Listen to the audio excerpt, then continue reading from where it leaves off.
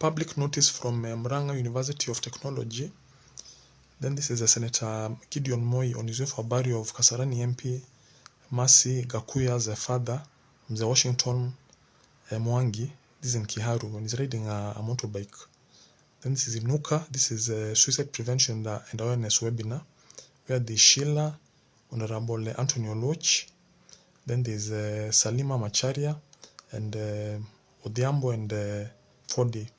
Then the Murang'a Gashage Factory to pay highest T-bonus. This is a weekend in business. This is the Standard newspaper. Then regulation of fintech needs to promote stability innovation. So this is a copy of the Saturday paper. So this is a Murang'a investment conference. This is Irungu Kangata who's speaking. You will come and invest and you will pay us some revenue. And therefore the county will get money.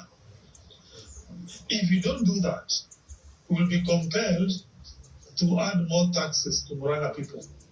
But now it's like we are opening a new revenue stream without us now telling Murang'a people pay more market fees, pay more single business permit, pay more liquor license, and therefore at the end of the day, whatever opportunity will show you, if you agree to them and you decide to put your money, now we will have made Murang'a County own source revenue to increase and therefore enable us to do more in Murang'a County. The third, and I think the most important reason, we believe your investment in this county, they will create jobs. We all know how our relatives, our brothers and sisters, particularly young graduates and young people, they are always pushing us, how can I get employment? Creating employment is one of the very hard things any government can deliver. But governments don't create jobs per se. It is very impossible for us to tell young people, come join county government of Murang'a to get jobs, because that then will mean our wage bill will expand and it will reach a point it will be unsustainable.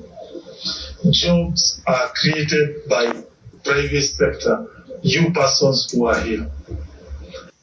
So this is a public lecture by Excellency Rebecca Nyandeng, DBO, the Vice President of the Republic of South Sudan.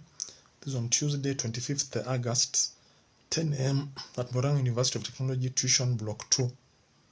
So she's going to be hosted from liberation to nation building, lessons from South Sudan's journey and the struggle through South Sudan. So KCB has got a branch in South Sudan, and they're giving us very good business. But the query is why they're paying in dollars and not in Kenyan currency. So this is the widow to the late John Garang, who was part of the South Sudan liberation. So these are Gor Mahia fan Peter Uma,